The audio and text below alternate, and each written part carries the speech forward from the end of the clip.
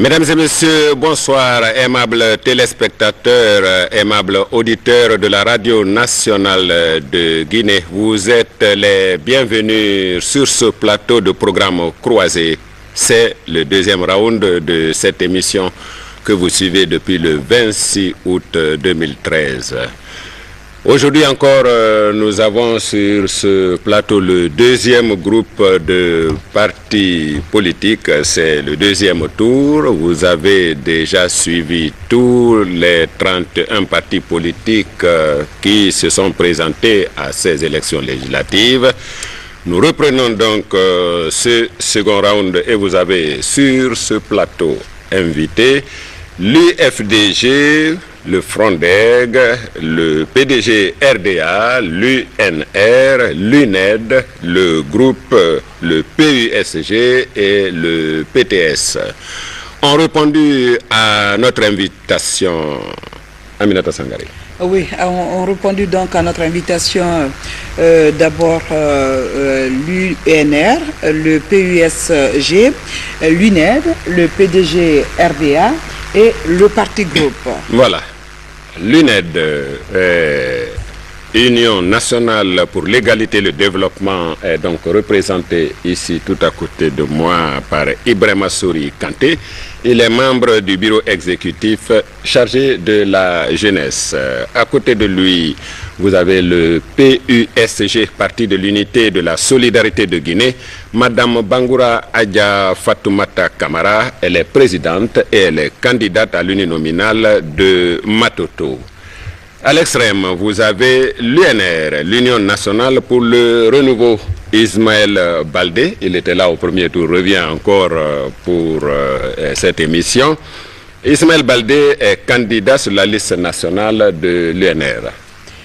Toujours autour de cette table, nous avons à l'extrême le PDG RDA. Le PDG RDA sera, entendez, Parti démocratique de Guinée, Rassemblement démocratique africain. Monsieur Mamadi Sanassi Keita est candidat à la liste nationale et chargé d'éducation et de la culture à son parti. Donc il sera notre invité ce soir. Ensuite vient le parti groupe. Entendez, Génération pour la réconciliation, l'union et la prospérité. Monsieur La Traoré est candidat sur la liste nationale et est secrétaire administratif du parti. C'est aussi notre invité ce soir. Folitas, avant de continuer, toujours, je reviens sur cette information pour dire qu'il y a 123 bureaux de vote qui sont ouverts dans 18 ambassades de Guinée à travers le monde, et que les Guinéens de l'étranger pourront voter dès le dimanche 22 septembre 2013 par anticipation. Donc. Merci Aminata Sangaré. À tous, vous êtes donc les bienvenus sur ce plateau. Vous êtes plus de 2000 candidats pour 114 places à l'Assemblée nationale. Pour y parvenir, vous avez des stratégies de communication, vous avez présenté des candidats dans des circonscriptions, vous en avez à la proportionnelle, vous en avez à l'uninominale. Pouvez-vous nous présenter tout cela? Ami Sangaré, on va commencer par le PDG RDA. Merci bien. Le PDG RDA a effectivement une liste nationale de 76 candidats et 4 candidats uninominaux. Nous avons un candidat uninominal à Kindia, un à Farana, un à Yekedou et une dame à Massanta. Et en matière de stratégie, ne vous en faites pas, le PDG est très expérimenté dans ce sens-là. Nous faisons le porte-à-porte, nous nous présentons à nos électeurs et nous leur disons ce que nous pensons pour eux. Et ce que nous avons dit fondamentalement, c'est que nous sommes pétris d'expérience et nous en avons à revendre. Nous leur avons demandé de voter massivement pour nous, peuple de Guinée, qui ne regrettera pas de l'avoir fait. Je vous remercie. Et vous pensez qu'ils vont voter pour vous? Pourquoi? Mais ils doivent voter pour nous parce qu'ils se rendent compte que le PDG a bien fait ce qu'il a fait et que Nous comprenons aujourd'hui, avec le temps, avec le recul, il y a 30 ans que nous ne sommes pas au pouvoir, on a compris que avoir raison trop tôt porte souvent des torts. Et malheureusement, dans notre pays, le temps est un peu mal exploité. Il n'est pas analysé de façon dialectique et dynamique, il est analysé de façon linéaire. Ce qui fait que les erreurs du passé reviennent dans le présent. S'il est dynamiquement exploité, les erreurs sont absolument annulées pour l'éternité, ne reviennent plus. Elles ne reviennent plus. Et vous venez à l'Assemblée justement pour rappeler tout ça? Nous venons à l'Assemblée justement pour faire part de ces erreurs-là et dire comment les redresser. Je peux vous donner un exemple si vous voulez, au-dessus, vous m'en donnez le temps. On y reviendra, bien sûr. Il y a d'autres partis. L'UNR est à l'extrême, justement. Oui, merci encore une fois de nous donner l'opportunité de nous exprimer devant l'opinion publique interne et nos compatriotes qui sont à l'étranger parce que la Guinée est sur le satellite. Et la stratégie de campagne de l'UNR repose sur 3 axes.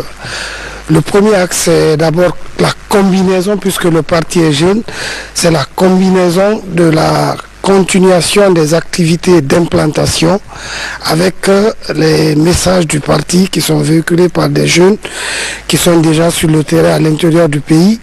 La deuxième stratégie, c'est que le président du parti, qui est tête de liste sur la liste nationale, est déjà à l'intérieur du pays. Il a déjà fait la Basse-Côte. Il est présentement basé à Mamou. Et à partir de Mamou, il va faire la Haute-Guinée, la Guinée forestière, et après il va retourner sur Conakry. Pour ce qui est de nos listes et de nos candidats, nous avons présenté une candidate à l'uninominal à Mamou, parce que notre parti, encore une fois, je le rappelle, est jeune. Il a été créé seulement en 2011, donc c'est un parti très jeune. Nous avons présenté une seule candidate à Mamou avec un suppléant jeune et une liste nationale de 76 personnes qui est très soucieuse du respect de la loi, parce que nous avons fait en sorte que les femmes soient représentées à plus de 30% sur cette liste nationale, et nous avons aussi réservé assez de place aux jeunes diplômés qui, il nous semble, doivent, puisqu'il faut changer aujourd'hui cette classe politique vieillissante et qui, il nous semble, doit accepter d'aller avec tous les grands respects à la retraite pour que nous ayons une Assemblée nationale dynamique, capable de contrôler l'action gouvernementale. Et en troisième position, notre liste tient aussi également de l'équilibre régional, parce que nous savons qu'aujourd'hui la Guinée traverse des eaux troubles en matière d'unité nationale. Donc nous avons tenu compte de cet aspect pour faire en sorte que sur notre liste il y ait des représentants des 4 régions naturelles de la Guinée. Voilà en résumé ce que nous sommes en train de faire sur le terrain par rapport à la campagne et ce que nous avons fait par rapport à notre liste nationale et à notre candidate à l'uninominal à Mamou. Merci madame de m'avoir donné la parole. Je voudrais d'abord attirer l'attention de tous les électeurs qui seront bientôt, dans quelques jours, appelés aux urnes. D'abord, nous sommes en train d'aller aux élections législatives. Et il faut faire une différence entre une élection législative et une élection présidentielle. Et là, nous sommes obligés de choisir les 114 députés qui pourront nous représenter au Parlement guinéen. C'est pourquoi il faut faire la part des choses. L'INED, avant de parler de son stratégie de campagne, explique aux électeurs d'abord le rôle d'un député. Parce qu'il faut savoir connaître le rôle d'un député pour pouvoir choisir son député.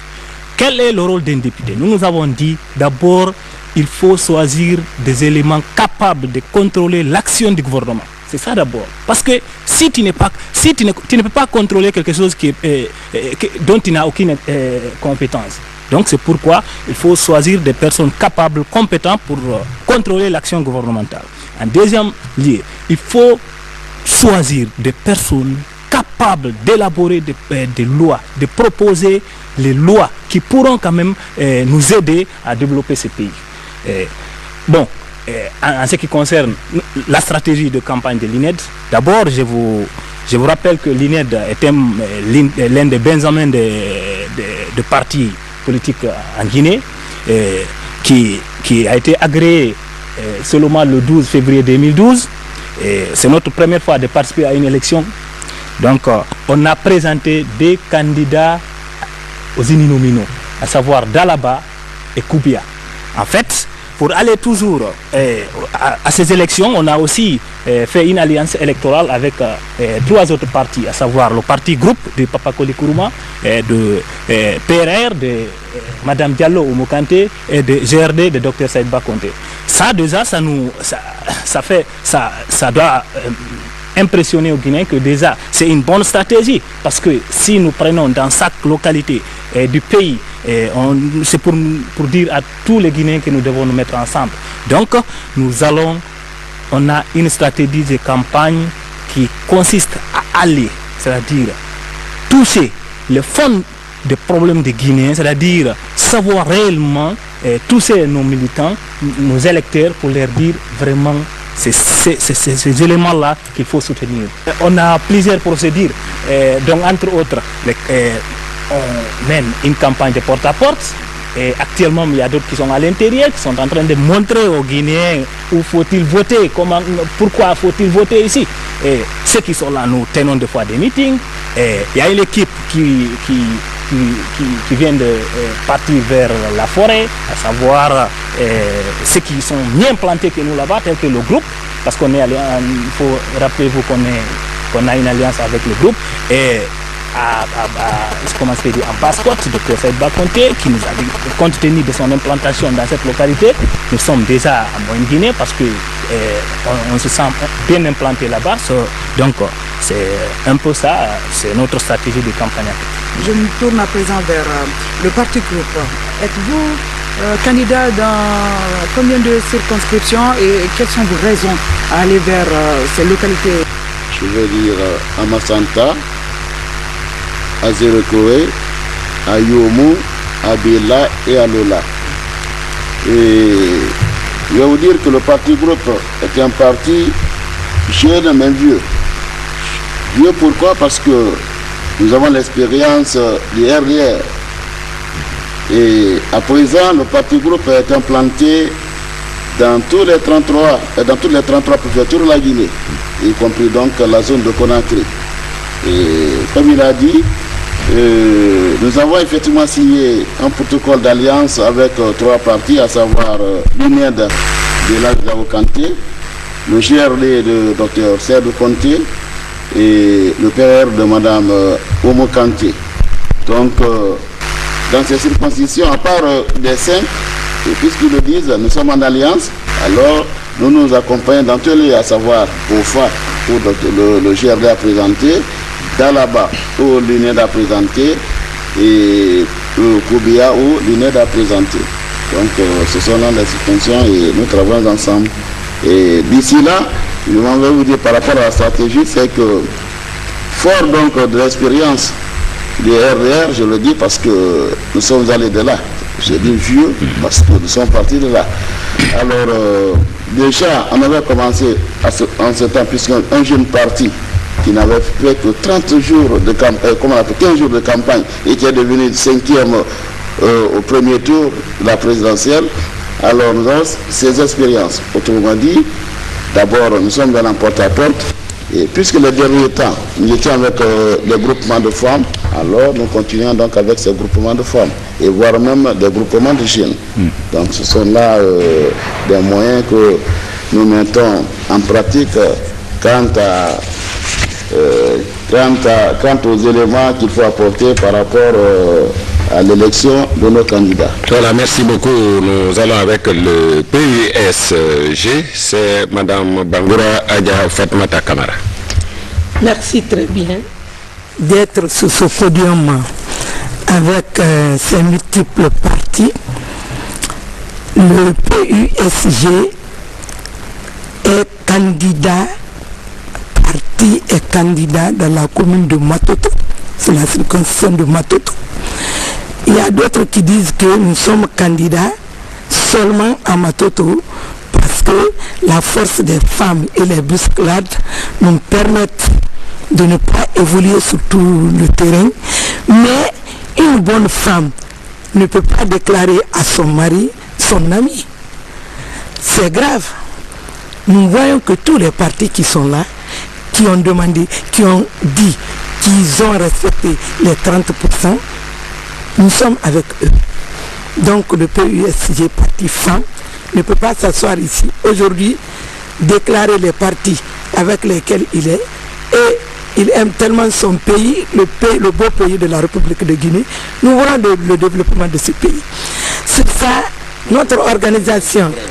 Merci. Le secret là, nous ne pouvons pas vous le citer pour ne pas qu'il y ait beaucoup de jalousie sur le terrain et que le terrain soit perturbé. Nous sommes nombreux. Et tous les partis, nous y participons, nous sommes dedans. Donc, en ce qui concerne notre stratégie d'organisation, le PSG a son comité de base, le comité directeur et le comité national.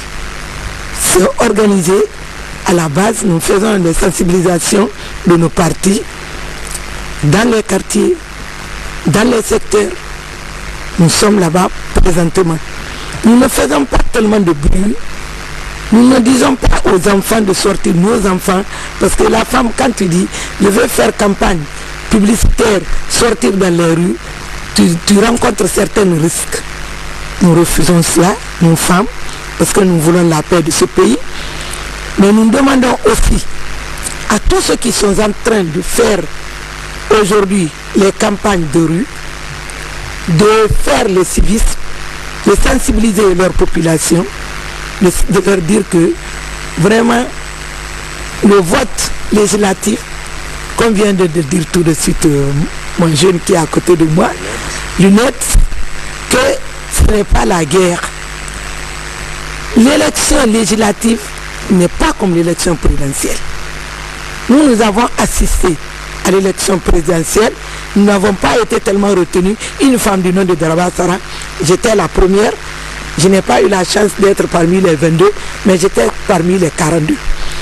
Donc, sur ce, demandons vraiment à cette République de Guinée que nos partis, que ce soit grand parti, les partis sont égaux, il n'y a pas tellement de différence entre nous, seulement la vieillesse. On peut dire que c'est le premier retenu sur l'arrêté, mais on a les mêmes arrêtés. On leur prie vraiment cette fois-ci de nous aider pour qu'il y ait la paix dans ce pays.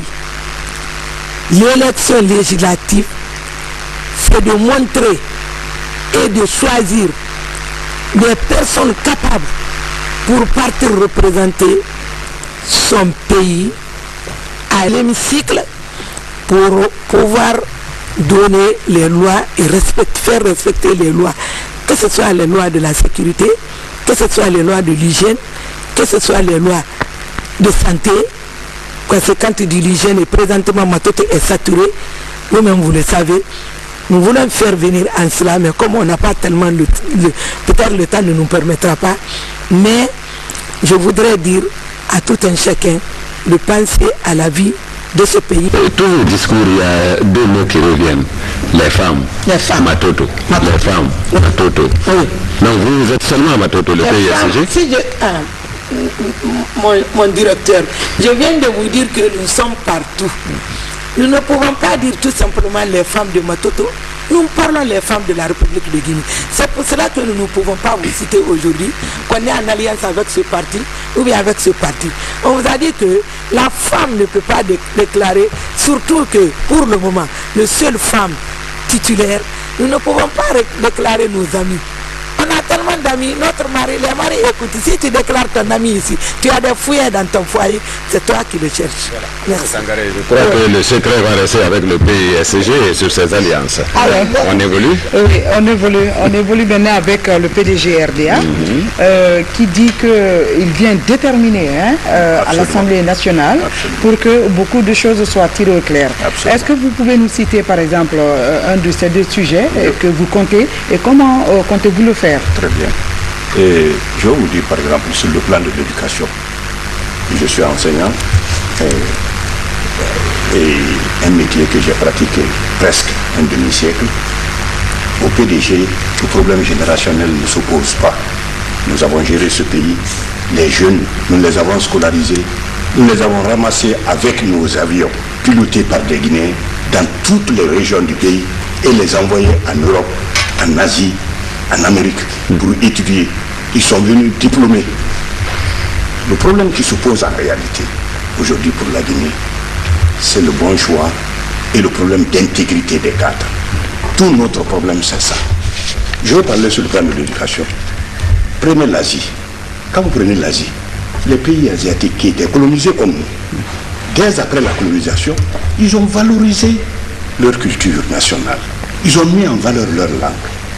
Nous avons été colonisés par la culture. Seule la culture peut nous libérer. Les pays asiatiques ont valorisé. Quand vous prenez la Corée, qu'on compare souvent au Ghana, que la Corée et le Ghana étaient au même niveau de développement dans les années 50, et que la Corée aujourd'hui a pris de l'avance. Mais c'est que la Corée d'abord a valorisé sa langue nationale, a formé une nombreuse couche ouvrières qualifiées, et qu'ils ont pu attirer les capitaux, et la main d'œuvre était là, on n'avait pas besoin de les prendre. J'ai entendu quelqu'un dire sur ce plateau que quand vous êtes dans les sociétés aujourd'hui, on parle beaucoup anglais. Ah oui, on parle anglais, parce que si ces gens-là sont mieux qualifiés que les nôtres, les sociétés veulent avoir de l'argent, ils ont besoin de travailler avec eux. Sur le plan de l'éducation, il faut que nous revenions à nos valeurs. Il faut qu'on valorise nos langues. Nos langues ne doivent pas mourir. Et ce que vous ne savez pas, ce que beaucoup de Guinéens ne savent pas, parce que beaucoup de jeunes sont à l'écoute, la première langue de Conakry, Kaloum, c'est le mandéni. Il a disparu en Guinée. Il est dans un petit village de Sierra Leone aujourd'hui. La seconde langue, c'est le Baga qui est venu après. Il y a des villages Baga à Conakry, à Kaloum, à Ratoma, à Kaporo, à Kipé, mais qui ne parlaient plus Baga. J'ai entendu Baga une seule fois avec mon ami Sama Parival Bagoura. Il m'a parlé Baga, j'ai dit, mais qu'est-ce que tu parles comme ça? Il dit, c'est ça le Baga. Vous voyez, avec les gens de Conakry ici, personne ne parle Baga. Donc la langue est en train de reculer et elle risque de mourir. Les spécialistes disent que l'Afrique va perdre 300 langues à la fin de ce siècle. Dans quelques 85 ans, 87 ans, 300 langues africaines auront disparu. Si nous ne formons pas, une langue c'est comme un être vivant. On l'entretient, elle grandit, elle se développe. Si vous la laissez meurt, nos langues sont très belles. Elles sont très belles, aussi belles que celles que nous admirons là. Franchement, j'en ai fait la preuve. Et moi-même, j'avais des doutes, parce que j'ai enseigné les langues nationales. J'avais des doutes quand ça se faisait. Mais après, avec le temps, j'ai compris que nos enfants parlaient mieux. Nos propres langues, c'est nous qui leur apprenons notre langue. Donc le PDG RDA à l'Assemblée nationale, c'est parler des langues nationales. Pas des langues nationales seulement, je viendrai à l'unité nationale tout à l'heure. À l'unité nationale, si vous voulez que je change de cap. Donc nos langues, il faut les valoriser. Je viens à l'unité nationale. L'unité nationale, c'est une construction patiente et qui ne baisse pas la garde. Vous voyez par exemple, les pogroms qui se passaient avant l'indépendance ont repris. Les programmes, c'est... Pogroms, les populations qui s'affrontent entre elles, sur base ethnique ou régionaliste, etc. Alors, ça a repris. Pourquoi? Parce qu'on n'a pas continué la gestion que nous faisions. Qu'est-ce qu'on faisait, par exemple, pour l'habitat? Pour l'habitat, par exemple, dans une ville comme Conakry, quand les parcelles sont loties, pour habiter, on mélangeait. On met un peu, on met un soussou, on met un malinké, on met un forestier. C'était comme ça. Dans tous les quartiers lotis de Conakry, il n'y a pas de problème. Les enfants naissent ensemble, ils grandissent ensemble, ils parlent les mêmes langues. Vous avez vu le procès des gangs en 1998. Ils ont donné une belle leçon d'unité nationale au pays. Et les enfants se sont associés sans tenir compte de la race de ceci, de cela, parce que l'enfant est bon. Il peut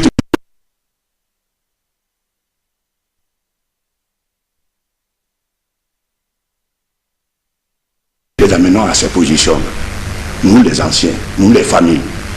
Alors donc, on a abandonné ces petits trucs-là. Les fonctionnaires, moi que vous voyez, je suis un fonctionnaire né dans un petit village, à la frontière du Mali là-bas, mais j'ai vécu ma vie à Guéguédou. C'est Guéguédou que je connais. Les fonctionnaires, il faut tenir compte de ça. Il ne faut pas les envoyer dans leur village, envoyez-les dans le reste du pays. Tu es guinéen quand tu as toute la coutume guinéenne. Pas seulement un coin. Pensez-vous qu'on puisse reprendre encore la recomposition des populations dans les quartiers à Conakry, par exemple? Non, ce qui est loti déjà est loti, ce qui est fait. Les villages ont habité les quartiers à Conakry. On a laissé les villages habiter les quartiers. Les villages, parce que c'est généralement des descendants d'un même ancêtre. On a laissé des villages habités à Conakry. C'est-à-dire c'est la ville, mais c'est le village. Donc les enfants sont entre eux comme au village. Donc quand ils se lèvent, ils veulent couper une route. Ils coupent la route. C'est fini, Conakry est longiforme. C'est de Kaloum à Kavliban. Dès qu'ils fixent, ils bloquent un coin, c'est fini, la ville est paralysée. Encore un autre plan. Vous avez une autre ouverture quand vous serez à l'Assemblée. Pour ceux qui ont de l'emploi, pour ceux qui ont de l'emploi, ce que je veux dire aux jeunes, il faut accepter de travailler. Et puis il ne faut pas faire la culture du diplôme. Le diplôme c'est très bien, il faut être diplômé. Mais il ne faut pas, le diplôme est une étape. Ça permet de continuer à se pourvoyer dans l'avenir et continuer sa formation. Or, qu'est-ce que nous voyons? Des jeunes qui sont diplômés, comme j'en ai vu sur le podium là, qui ont énuméré tout un tas de diplômes. C'est très bien. Je suis très content de voir ça, qu'il y ait beaucoup de Guinéens. Parce qu'en 1958, nous n'avions que 6 qui avaient fait l'université. 6 seulement avaient fait l'université en 1958. En 84 déjà, nous étions à 85 000 universitaires des premiers et deuxième cycles. Au point qu'on a dit qu'on a renversé la pyramide. Donc, je suis très content que les jeunes Guinéens soient diplômés, fortement. Mais le diplôme ne suffit pas. Qu'est-ce qu'il faut? Il faut l'intégrité. Parce que Napoléon a dit que le cadre, qu'il faut être carré de base et de hauteur. La base, c'est le caractère, c'est l'intégrité morale et intellectuelle. Et la hauteur, c'est le degré de formation le plus élevé possible. Que l'une des dimensions ne va pas sans l'autre. Aujourd'hui, ce qui nous manque, c'est l'intégrité. Sinon, des jeunes ont été promus ici, pendant la Deuxième République. Mais on a vu comment ils se sont comportés. Des jeunes ont été promus pendant la Première République. Si vous voulez une autre chose, l'applicabilité des lois. Il faut que les lois soient appliquées. C'est-à-dire qu'il y a État quand il y a loi. Je vais vous dire quelque chose. Qui connaît parmi les Français que nous avons fait l'histoire de France, qui connaît par exemple qui est Boulois, qui est Goth ou Visigoth, qui est franc? C'est interdit par loi, personne n'ose. La référence à l'origine d'un citoyen est frappée de sanctions. Et c'est appliqué. Donc le PDG voudrait proposer une loi qui interdit de parler des ethnies. Toute référence à l'ethnie. Absolument le Guinéen tout court. En 84, nous enseignons 8 langues nationales. Nous, on ne se réclamait pas d'une langue, on se réclamait de la Guinée tout simplement. Ça a demandé ça à tous ceux qui étaient là en 84. Merci beaucoup, mon doyen. On sait que vous êtes pétri d'expérience. Le PDG RDA, c'est l'ancêtre. Voilà. Ami? Moi, je voudrais revenir aussi à M. Latraoui. Vous êtes candidat dans les 7 circonscriptions de la forêt. Hein? Vous avez cité Massanta, Zérékoré, Lola. Oui. Je vais prendre la circonscription de Yomou, par exemple. Oui. On sait que la région forestière est pétrie de potentialités agricoles. Tout à fait. Quelles seront vos propositions dans ce domaine précis, vraiment, sachant que Yomou est une des zones enclavées de la Guinée aujourd'hui? Bien. Merci, madame. Je vous ai déjà dit que nous, par expérience, les femmes, nous mettons les femmes en groupement, maintenant là. Donc déjà à Yomou, nous avons 85 groupements de femmes. Il y a certaines qui font, comment on appelle ça, la culture maraîchère, d'autres même, comment on appelle ça, le riz en coteau, ainsi de suite. Donc par rapport à ces groupements, nous essayons d'encadrer ces femmes et en leur donnant les moyens de mener leurs activités. Justement, vous avez des partenaires, par exemple, qui vous aident aussi, parce que je me dis que le groupe aura tous les moyens pour aider ces femmes. Absolument. Oui, absolument, oui. Bon, partenaires, je veux parler, si on parle de partenaires, tout juste les ONG qui évoluent sur le terrain. C'est ça qui évolue sur le terrain. Par rapport à la culture. Vous étiez sur les groupements de femmes. Les groupements de femmes, effectivement, je le disais. Donc ces groupements, nous essayons d'accompagner ces femmes. Et là, nous choisissons des ONG de la place et, qui ont l'expérience. Et avec eux, nous essayons donc d'abord de suivre. Les femmes commencent par suivre une formation. Et si elles sont formées, alors on les enseigne la gestion de comment mener une activité dans un groupement. Et maintenant, on essaye de négocier avec les ONG de la place. Ces ONG-là, donc, accompagnent ces femmes pendant toute l'activité. Donc c'est comme ça que ça se passe en forêt. À Yomou par exemple, où on a 87 groupements de femmes. Bon, M. Traoré, à part ces groupements de femmes, qu'est-ce que vous avez pour convaincre l'électorat sur votre région? Bien. Déjà, j'ose vous dire qu'à Zéro-Corée par exemple, l'union des taxis motos, le parti groupe a pu fournir 1500 motos à l'union des Zéro-Corée. Et l'union des planteurs cacao à Zéro-Corée, dont M. Sebori Delamo est président, pendant les mois de soudure, le parti groupe s'efforce à les donner les moyens, c'est-à-dire des denrées, le riz par exemple. Alors, pour les planteurs, puisque c'est la période pendant l'hivernage, c'est la période d'entretien de ces cultures, de ces plants, je veux dire. Donc le parti groupe s'efforce à leur donner les moyens afin que les planteurs parviennent à entretenir. Gratuitement ou en partenariat? Non, pas gratuitement. Pas gratuitement. Et enfin, après la récolte, alors ils essayent de rembourser. Mais là, donc, vous êtes couplé avec les structures de l'agriculture, parce que le ministère appuie, le gouvernement appuie. Oui, tout à fait. Oui. Ensuite, d'autres arguments pour convaincre? Vos positions que vous aurez à soumettre à l'Assemblée? À l'Assemblée, c'est qu'on dira, puisque déjà le parti groupe a commencé, donc une fois à l'Assemblée, nous essaierons de vulgariser ces méthodes. Et cette fois-ci, ce ne serait plus de petits groupements de 50 à 100 femmes, mais plutôt on essaiera donc de mettre les femmes dans un cadre un peu plus approprié, puisque nous aurons les moyens. Alors, et nous allons les apporter l'aide nécessaire, une fois à l'Assemblée. Et là, en ce moment, nous irons avec des partenaires un peu plus consistant que nos partenaires aujourd'hui. Merci M. Traoré. Merci, je vous en prie. À présent, Luned, vous dites que vous avez une batterie de propositions. Et vous êtes candidat, si je ne me trompe pas, dans la circonscription d'Alaba et de Koubia. Ouais. Prenons Koubia, une des régions les plus reculées de la capitale. Donnez-nous au moins 2 propositions que vous aurez à soumettre. Merci d'abord. Je vais insister sur une de mes déclarations que je viens de faire tout de suite. D'abord, vous savez, en Guinée, les leaders politiques ont pris l'habitude de trop parler. C'est ce que nous évitons. Les Guinéens ont tellement entendu, à tel point maintenant, on n'a même pas besoin d'écouter. C'est le concret que nous voulons. Je viens de vous dire qu'il faut d'abord savoir le rôle d'un député. Un député, quand il vient, il soumet à la population les projets de société. Mais c'est pas ça le rôle d'un député. Si tu as des projets de société, il faut attendre jusqu'à ce que les élections présidentielles arriveront. Il faut soumettre à la population des projets de société. Ici, tu cherches à être député. Quel est le rôle d'un député? C'est ce que je viens de souligner tout de suite. Et c'est ce que les Guinéens doivent comprendre. Et les électeurs aussi doivent comprendre cela pour sélectionner leurs députés. Nous avons présenté un candidat à Koubia. Nous savons les réalités de Koubia. Vous savez, le problème c'est quoi? Quand tu dis je vais essayer de développer l'agriculture, ce qui manque au Guinée c'est quoi? C'est que moi j'ai remarqué.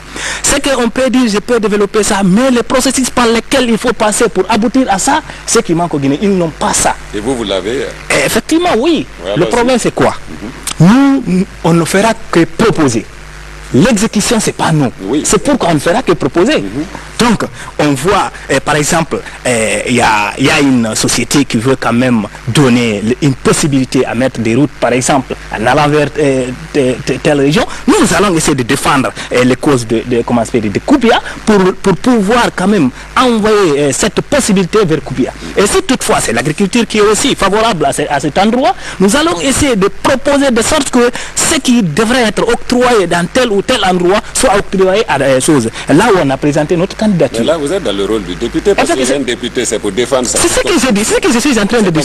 C'est ce que je suis en train de dire. C'est pour vous dire que nous connaissons d'abord notre rôle. Avant de dire votez pour nous, avant de dire que je suis candidat, il faut d'abord savoir le rôle d'un candidat. C'est ça. Vous connaissez votre rôle. Effectivement. Les électeurs aussi, je crois, la majorité connaît le rôle d'un député, mais 2000 candidats.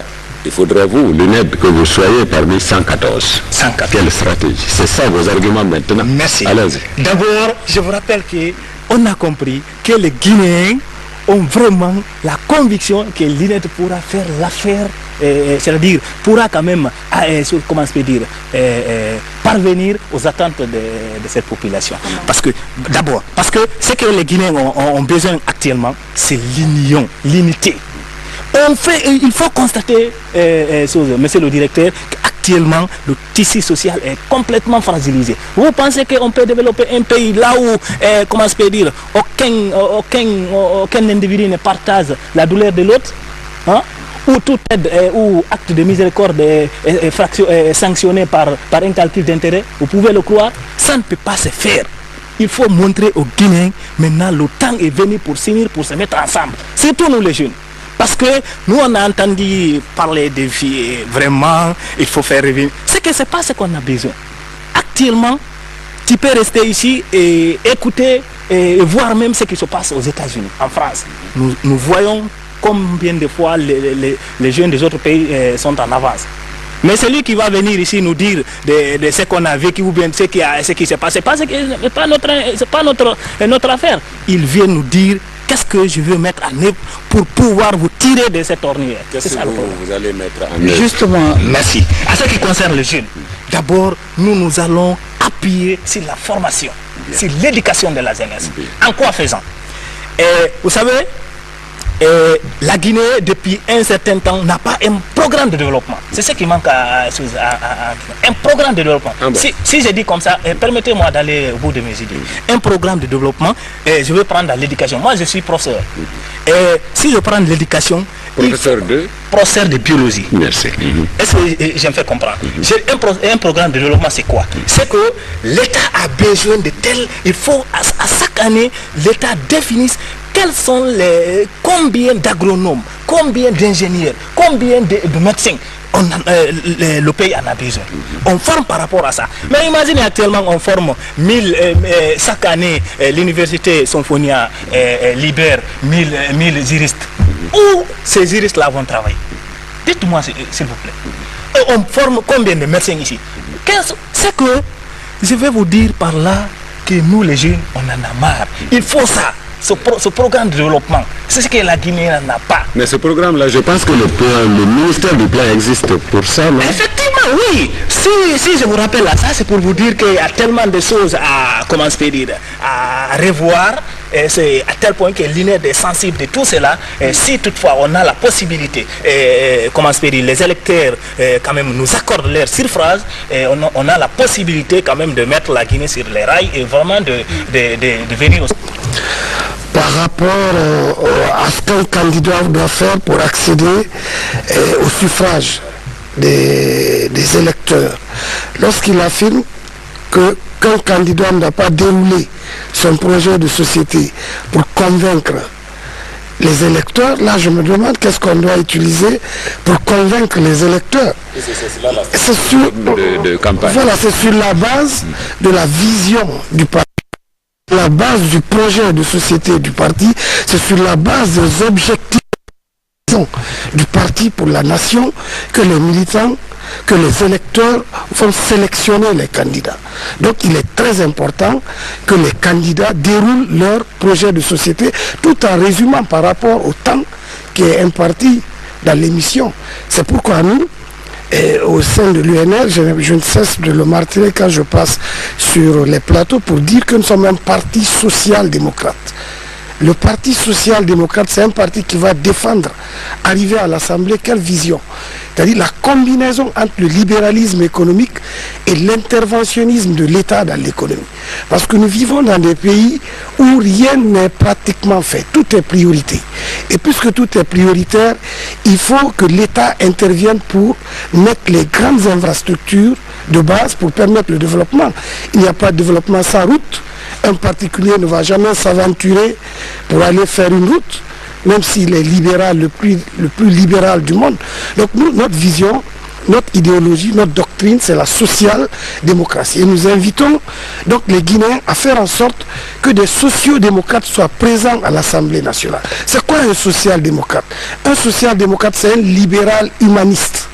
C'est quelqu'un qui est libéral, qui est d'accord pour qu'il y ait le capitalisme, mais qui voudrait que ce capitalisme-là soit tempéré par une intervention de l'État dans l'économie pour, en quelque sorte, réguler les déséquilibres causés par le capitalisme qui est aujourd'hui mondial.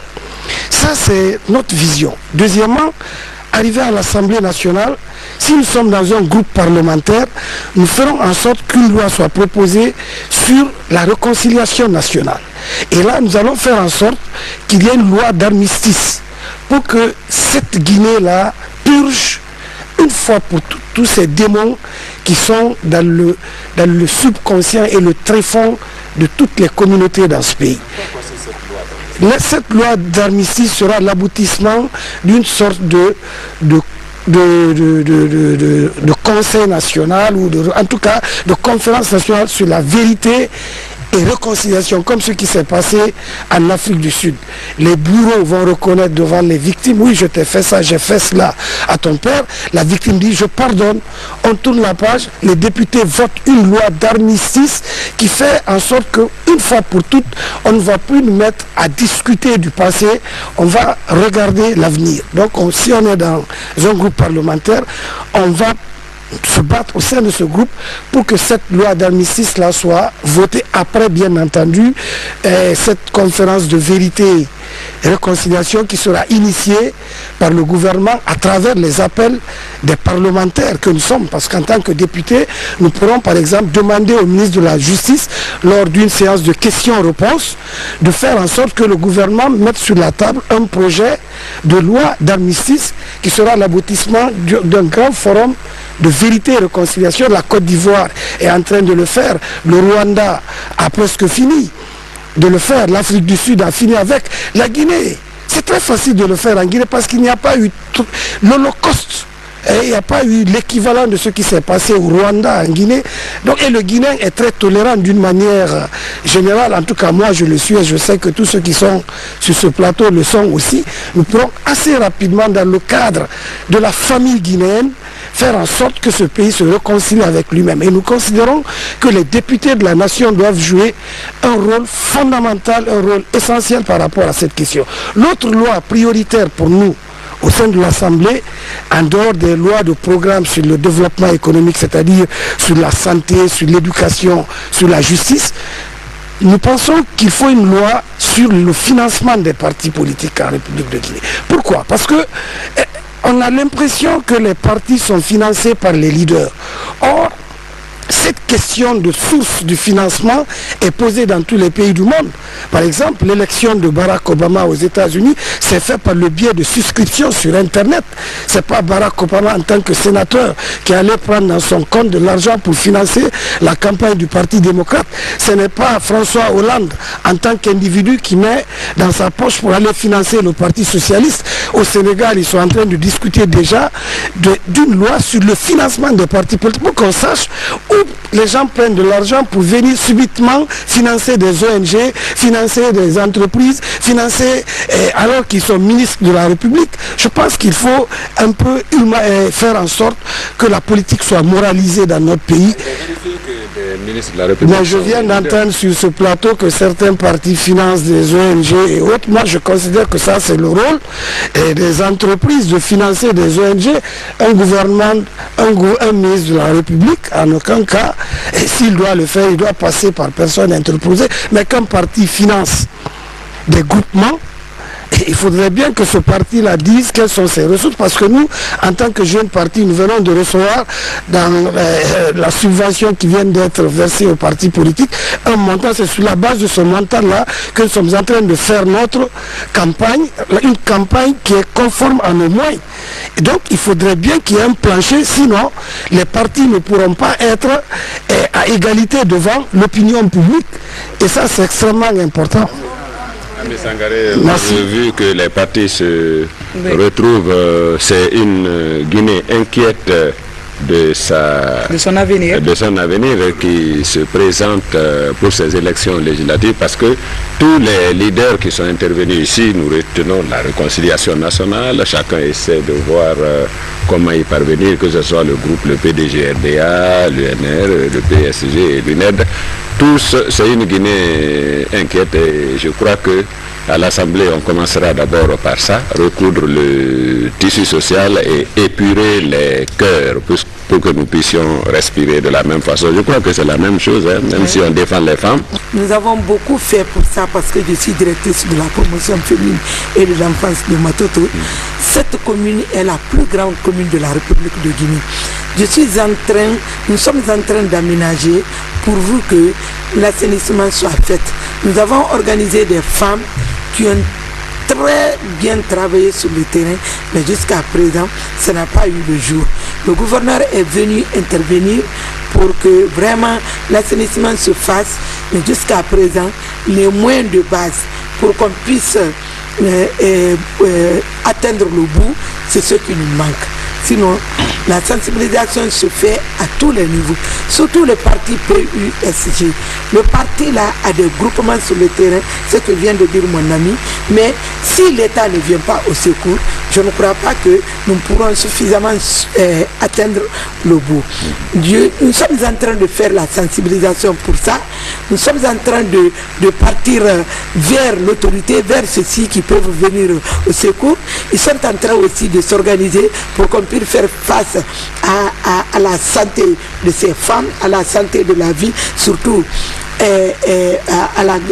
au grand marché de Matoto. C'est ce qui nous met déjà...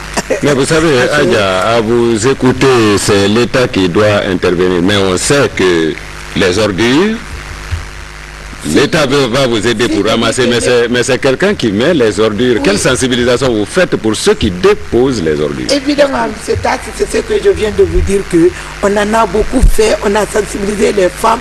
Les femmes aussi, il y a certaines qui sont en train de se manifester pour qu'il y ait la paix, parce qu'il y ait l'assainissement, parce qu'on a beaucoup de groupements qui s'occupent de cela. Mais en ce qui concerne les grands marchés là, ce n'est pas les femmes seulement qui sont dans ces marchés. Il y a les hommes, il y a la jeunesse, il y a beaucoup de personnes, c'est tout le monde qui vient. Et même ceux qui sont dans les maisons viennent faire leur marché, ils viennent avec leurs ordures.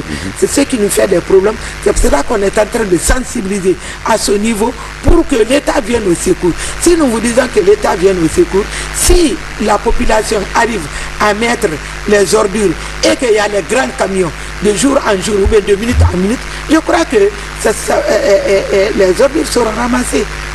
Et ça il n'y aura pas maintenant d'abondance comme ça se doit à l'heure. Donc arrivé à l'Assemblée, vous proposez une loi sur la sensibilisation ou sur la répression de celui qui dépose? C'est ce que je voulais vous dire. Oui. Si la loi est votée... Quelle loi? De répression de celui qui dépose ou bien de sensibilisation? Oui, allez-y. Oui. Si la loi là est votée, je crois que cela ne veut pas dire maintenant sensibilisation, veut dire exécution. Ça sera exécuté. Si c'est exécuté, nous allons mettre beaucoup de moyens à la disposition de ceux qui doivent venir ramasser et ceux qui doivent faire l'assainissement pour que au moins la commune là soit propre. Sinon on a 100 et quelques groupements qui sont sur le terrain à l'heure là, qui travaillent.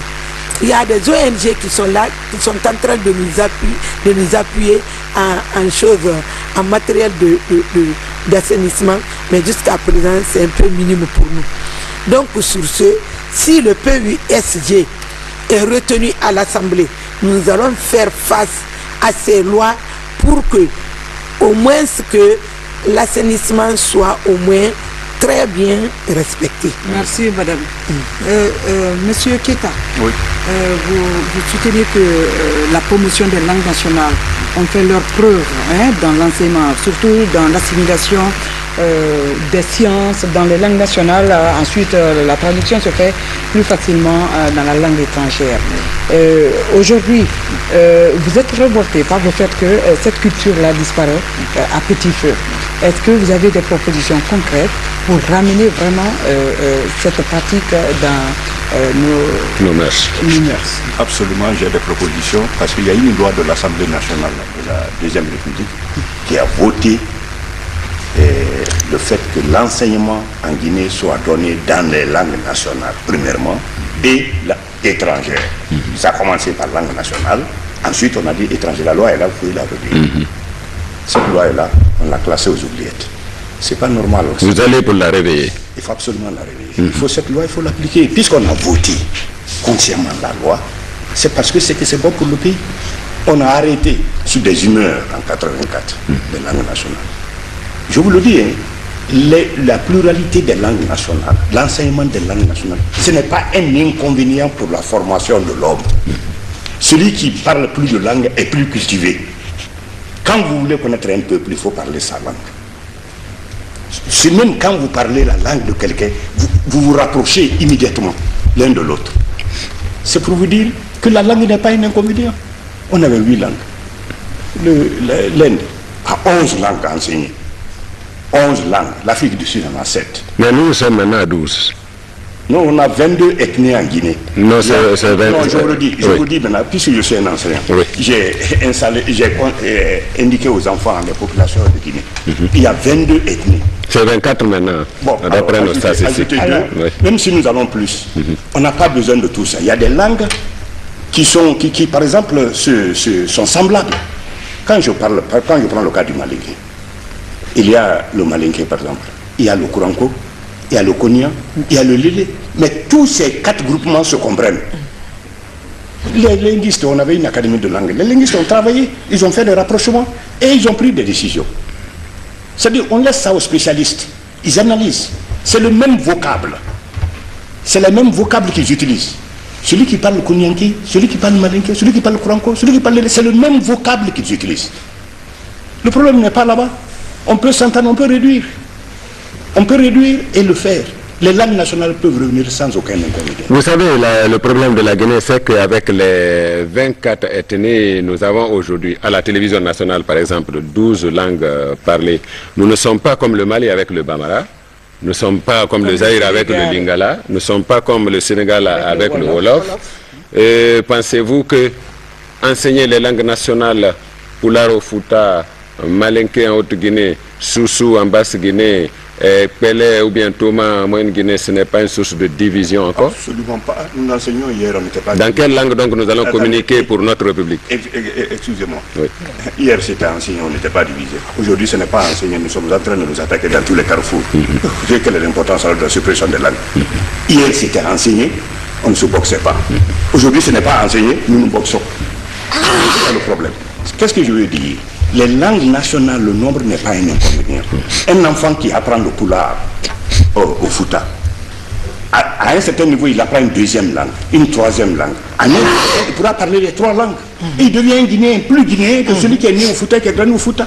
Plus malinké que celui qui n'a appris que le malinké. Il est plus Guinéen. Ce n'est pas un inconvénient. Et les langues nationales ne suppriment pas les langues étrangères, les langues de communication étrangères, on ne les supprime pas parce que ces langues sont avancées en sciences par rapport à nous. Bien. Donc PDGRD, on va quitter le niveau des langues, allons sur d'autres arguments. D'accord, merci. Sur d'autres arguments, oui. Merci Frétas. Le PDGRDA, c'est le parti au pouvoir de la Première République. De 58 à 84. Voilà. Allons sur le plan de l'industrie.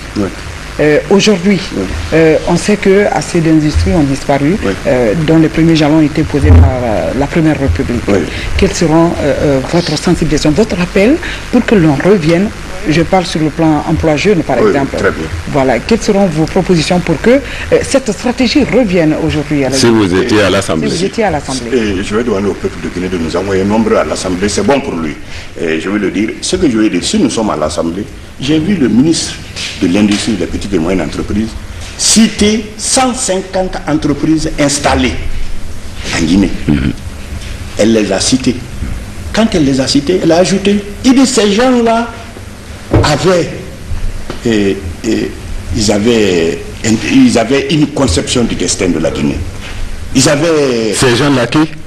Le gouvernement qui a installé ces entreprises-là. Le PDG RDA. Le PDG RDA. Voilà, absolument, Oui. le PDG RDA. Oui. Elle a loué ça, quand j'ai vu, j'étais très content. Parce qu'au moins la vérité libère. Or, je vais vous dire une chose, en Guinée, nous mentons trop. Et le mensonge détruit. Sans que ça n'arrange celui qui le dit.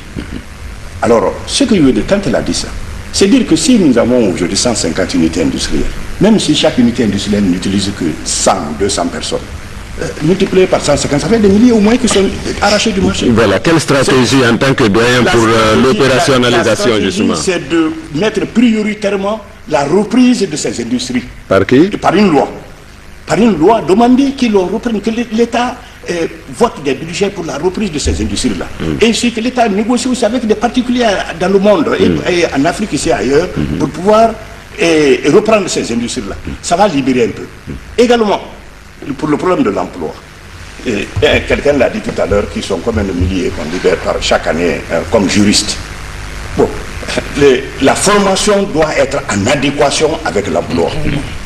Quand nous disions les FAPA, c'est parce que nous savons que tous les Guinéens ne pouvaient pas être des fonctionnaires. Il fallait en former qui prennent ce que nous avons de plus large, c'est l'agriculture. C'est un métier qui est à la portée de tout le monde. C'est ce qui est à la disposition du peuple. Il fallait former maintenant des gens bien équipés pour que eux, à partir de leur formation, puissent s'occuper de la production agricole. Et dans ces fermes que nous créons, les fermes modernes que nous créons, on y envoyait tout le monde, tous les Guinéens aussi. Il faut profiter pour créer la nation toujours. C'est-à-dire la nation, c'est une action pérenne et mesquine. Il faut profiter de tout pour le lier. On profitait de tout ça pour le faire. La pomme de terre dont on parle aujourd'hui, on a importé les semences là du Brésil. C'est les FAPA qui cultivent. Aujourd'hui, c'est une principauté du Fouta. C'est une fierté même. Cette pomme de terre est vantée aujourd'hui comme étant l'une des meilleures pommes de terre au monde. Mais c'est les FAPA qui ont amené. Il faut qu'on ne le sait pas. Les jeunes ne le savent pas. Vous l'avez déjà appris aux jeunes à partir de ce plateau. Ah, merci bien. Alors apprenez-le donc que vraiment les FAPA n'ont pas été un malasson. Seulement, il s'est trouvé des gens qui ne voulaient pas du pays et qui ont dit que FAPA égale faux pas. On a abandonné une belle entreprise qui fait le chômage aujourd'hui. Quand j'ai vu les enfants dans la rue en 87 ou 86, les FAPA, nous en voulons, nous voulons les FAPA, nous voulons. Quand je les ai écoutés, j'étais très content. J'ai dit, comprennent maintenant. C'est ce que j'ai dit. Avoir raison tôt, souvent, présente des écueils. C'est ce qu'il y avait. C'était réel. Okay. Voilà, c'est ce que je voulais dire. Ami Sangaré. Oui. Je reviens à l'UNR. Voilà, je reviens à l'UNR qui vous proposiez l'amnistie, hein, vous parliez d'amnistie. Une loi d'amnistie. Pensez-vous que les lois guinéennes ne sont pas assez fortes aujourd'hui pour faire face à ces lois d'amnistie? Vous savez, ce pays vient de loin. Même sur ce plateau, on le constate déjà, il y a un fossé qui sépare l'ancienne génération du PDG RDA et la génération de l'UNED et nous qui sommes plus ou moins intermédiaires. Et il y a vraiment une différence d'approche, une différence de compréhension. Il y a même une différence d'acceptation. Pour les uns, par exemple, le PDG RDA n'a fait que du bien dans ce pays. Mais quand vous écoutez le doyen, et si vous ne connaissiez pas ou si vous n'avez pas vécu cette époque, vous direz, ramenez-nous le PDG tout de suite. Hein? Si vous écoutez le jeune de l'UNED, vous verrez qu'il a de l'ambition, mais il lui manque certains moyens par rapport à la formation, par rapport à tout cela. Nous conscions une voie médiane. Nous avons vécu, étant très jeunes, la période du PDG. Au moment où nous étions adolescents, il y a eu l'avènement des militaires ou du CNRN, donc on a connu le libéralisme tel qu'il avait été appliqué en Guinée à l'époque. C'est pourquoi nous avons une vision, disons, médiane de la politique et de l'économie. Nous nous disons que plus jamais trop d'État et plus jamais aussi trop de libéralisme qui mène au libertinage et trop d'État qui mène à l'oppression. Et c'est pourquoi nous ambitionnons d'abord de réconcilier les Guinéens, Réconcilier les Guinéens à travers quoi? Aller imiter ce qui s'est passé dans un pays où il y a eu plus de crimes qu'en Guinée. En Afrique du Sud, c'était l'apartheid. En Guinée, on n'a jamais connu d'apartheid. Mais si on y prend garde, aujourd'hui, nous sommes en train d'aller vers ce que le doyen a appelé les pogroms. Parce que les populations ont tendance maintenant à s'affronter en tant qu'ethnie. Elles ne s'affrontent pas en tant que parti, elles s'affrontent en tant qu'ethnie, en tant qu'identité. Ce repli identitaire-là, il faudrait que les députés prennent à bras le corps cette question et essaient de voir dans quelle mesure nous allons en sortir. Okay. C'est de ça dont je voulais parler. La position de Hadja? Oui, ma position de Hadja. Nous ne parlons que de femmes. Okay. Nous ne parlons que de la République de Guinée et nous ne parlons que de la paix. Parce que en parlant d'ethnie, nous ne sommes pas responsables. Et en parlant du passé du PDG RDA, on était sous le soleil. Mafour Bangoura y était, et lui, et elle était sous. Et en parlant de l'unité de la jeunesse, et vous voyez, nous sommes responsables partout. Donc nous ne voulons parler que de la paix. Seulement, nous voulons recommander à cette population de cesser la criminalité, de cesser la criminalité aux femmes. Si le problème de femmes est réglé en République de Guinée, les 90% des problèmes est déjà réglé. C'est aussi la même chose pour la jeunesse? Oui, à peu près. Seulement, il y a une petite différence. Je viens toujours d'appuyer sur ce que mon doyen professeur qui vient de le dire, d'appuyer un peu sur la réconciliation nationale. Actuellement, tous les Guinéens se posent comment faire la réconciliation. Et jusqu'à présent, si vous constatez, même on a même voulu mettre une commission en place, cette commission n'a même pas, ne sait même pas par quel bout faut-il commencer. Moi-même, je vous rappelle que j'ai assisté, avant que je ne sois dans un parti politique, j'ai assisté à une formation, l'implication des ONG et de la société civile, dans le processus de réconciliation nationale, organisé par le Haut Commissariat des Nations Unies aux droits de l'homme. On a tellement, étudié les faits qui se sont déroulés dans les autres pays. Toute la stratégie est là, selon ce que vous... Effectivement, nous on dispose même les possibilités pour réconcilier les Guinéens. Parce que ce n'est pas parler seulement de cette réconciliation. Il faut un certain nombre de dispositions, de mesures, de processus pour parvenir à cette réconciliation. Par exemple? Par exemple, c'est ce que j'ai dit même. C'est que du fait qu'il faut d'abord l'égalité entre les Guinéens. Parce que s'il n'y a pas l'égalité, il faut que le Guinéen de Yomo se sente celui au Mali. Quand cette chose est acquise, on va procéder à une réconciliation, à une vraie réconciliation. Sinon, ce n'est que la démagogie. Parce que quand on dit on va réconcilier des personnes, on est ensemble, réconcilions-nous, ça trouve que vraiment vous n'avez pas encore compris que vraiment vous êtes égaux, nous sommes égaux envers la loi. C'est ça le vrai problème. Il faut Ami Sangaré. Oui, monsieur Latraoré, c'est les derniers mots. Latraoré, en parlant de réconciliation, vous restez dans le même cadre. Nous savons que la région française a été secouée dernièrement. Voilà. Vous avez des idées par rapport à ça? Quelle sera votre stratégie, par exemple, à ramener assez d'électeurs en votre faveur pour vos points de sensibilisation en faveur de la paix? Merci, madame. D'abord, je vais prendre le sigle du parti. Fédération pour la réconciliation, l'union et la prospérité. Déjà, nous parlons de la réconciliation. Alors, vous parlez de la réconciliation, je vais vous dire que depuis ces événements, le parti groupe, comme tous les leaders, certains leaders politiques, tout comme certaines organisations, nous avons essayé de procéder à une sensibilisation.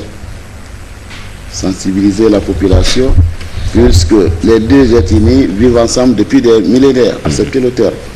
Alors, depuis là donc, les représentants du parti, au niveau des Zérekoré, Beila et Massanta, ont d'abord suivi une formation, c'est-à-dire on a dit de faire en sorte que les jeunes des partis, c'est-à-dire les jeunes du parti et groupe partent vers la population pour mener une sensibilisation.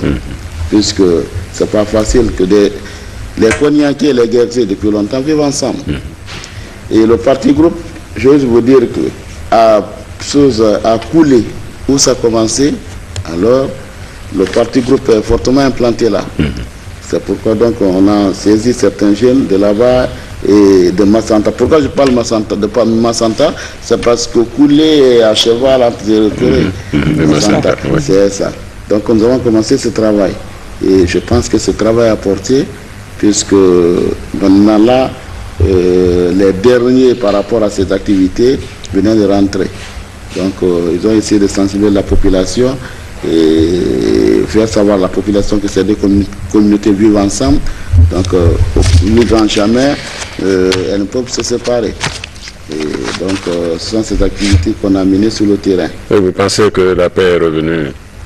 Oui, nous le pensons, parce que nous sommes en train. Ce n'est pas facile, mais nous sommes en train. Et nous continuons toujours à mener. D'ailleurs, le 22 dernier, c'est-à-dire je vous parle du mois d'août, c'était l'inauguration du siège national à Zéro-Corée. Alors toutes les communautés étaient invitées. Et chacun est venu, vraiment les Koniankais sont venus s'excuser auprès des Guerriers, tout comme aussi les Guerriers sont excusés auprès d'eux. Donc nous sommes en train, ce n'est pas facile, mais je pense que ça va marcher. La prière de tous est que cela aille dans le bon sens. Tout à fait. Excusez-moi, monsieur. Oui. Bon, je voudrais élever l'équivoque. Monsieur de l'UNR venait de parler du financement des partis politiques. Et en premier lieu, il a parlé du financement par rapport à Barack Obama. Et un peu, comment on appelle ça, François Hollande. Je me dis que monsieur a un peu oublié aussi. Si moi je dis ici le parti groupe finance, il m'aurait demandé quelles sont nos sources de financement. C'est pour dire que nous sommes avec des partenaires, on essaye de trouver des partenaires pour ces groupements. Ce n'est pas le président qui met la main à la poche pour financer ces groupements, mais plutôt nous partons vers des bailleurs. Autrement dit, nous, c'est le riz qu'on donne. Et ce riz, c'est dans les magasins. Notre président n'a pas de magasin de riz à Conakry. Il n'a pas de bateau de riz. Mais nous allons vers les commerçants et nous essayons de négocier. Donc c'est l'équivoque là que je crois que son inquiétude, parce que le président du groupe est membre du gouvernement, c'est ce qu'il avait. Bon, le PDG a un mot, après c'est terminé. Merci. Et ce que je voudrais dire aux Guinéens, c'est que nous ne sommes Guinéens que si nous sommes unis. Si nous nous divisons, nous cessons d'être Guinée. La Guinée est un petit pays sur le plan géographique. 1000 km de n'importe quel point. Quand tu fais 1000 km, tu es déjà dans un autre territoire ou dans la mer. Alors, le pays est petit. Nous ne faisons que 12 millions, tout au plus d'habitants. Quand des villes ailleurs ont plus de 12 millions d'habitants, comment nous ne pouvons pas nous entendre? Nous ne nous entendons pas parce que l'élite est égoïste. Voilà le fond. Elle n'est pas intègre. Il faut qu'on accepte l'intégrité, il faut qu'on accepte d'être au service du pays. Ce pays-là a beaucoup de richesses. Mais moi, je n'aime pas qu'on parle de ces richesses-là. Je n'aime pas. Pourquoi? Ce n'est pas les richesses matérielles là, qui font d'un pays, qui font la grandeur d'un pays. Ce qui fait la grandeur d'un pays, c'est les hommes qui l'habitent.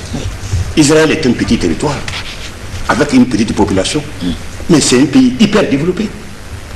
Aujourd'hui, l'Afrique a renoué avec la croissance. Quand on nous appelait, avant les années 2000, afro-pessimisme, maintenant ça a disparu. Maintenant c'est afro-optimisme. Tout le monde sait maintenant que l'Afrique devient un continent d'avenir.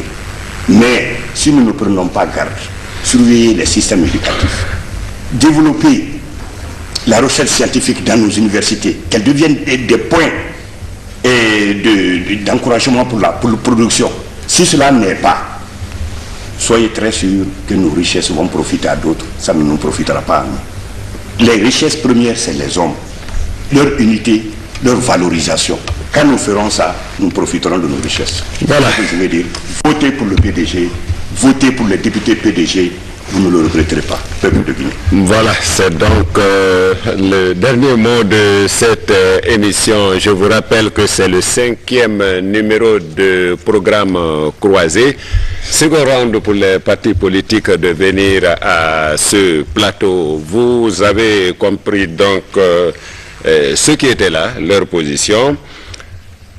Dans la semaine, nous recevrons prochainement la NGR, l'UGDD, l'UFR, la GESI, le PUP, le GOUD et le GPT. Unis donc, les Guinéens sont gagnants. Si nous nous divisons, nous allons perdre tous. C'est le message que tous ces leaders sur ce plateau ont ramené comme argument choc pour convaincre vous, les électeurs. Ils sont donc plus de 2000 candidats. Ils seront 114 à l'hémicycle au Palais du Peuple. Vous avez suivi et je crois que vous avez déjà croisé leur... C'est ça le thème de cette émission. Merci de votre attention. J'étais avec Aminata Sangaré de la Radio Nationale. Bonsoir à tous.